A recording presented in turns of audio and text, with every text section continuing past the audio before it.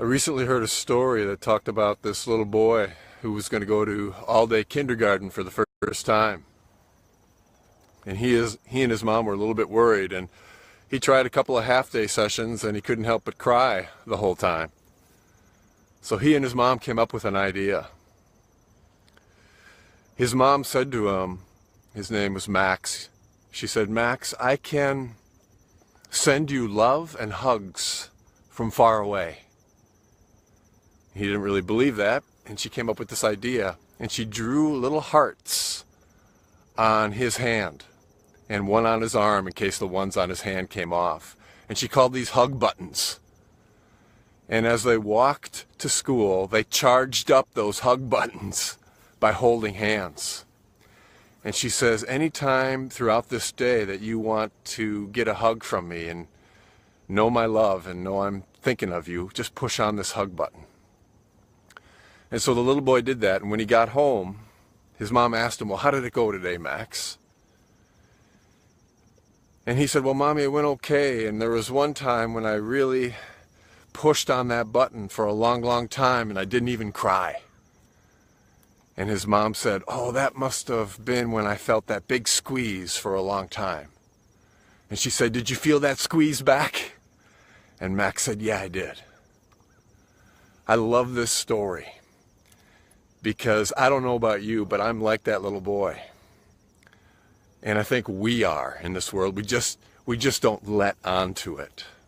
We're afraid.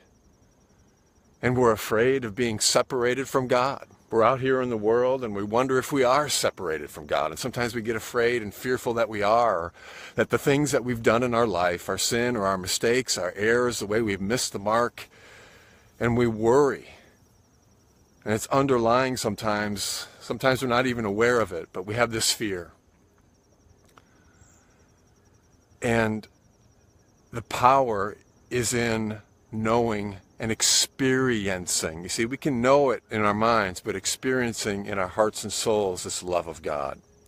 There's a beautiful passage in Deuteronomy 33:27 that I want to offer to you today. It says, "The eternal God is our dwelling place."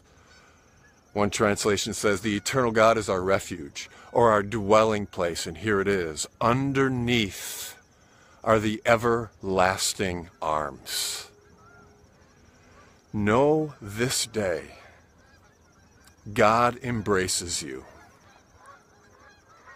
Love holds you. You and I are embraced by God. We are loved. We are embraced. We are held in this love. And as we experience that, it changes things. So one of the simple ways to do that is just when you wake up in the morning, meditate on this passage and that image of everlasting arms holding you. Meditate on it before you go to sleep. And then on the hour throughout the day, this is the simplest way I found to help myself remember these truths. On the hour throughout the day, I pause and just remember this. And more frequently as I'm able to, and especially in times of temptation or struggle or feeling down, come back to this truth. Underneath are the everlasting arms. So may you know today that you are embraced by God. Embraced. Live in that truth and the joy of that truth. And until next time, may you live all the days of your life.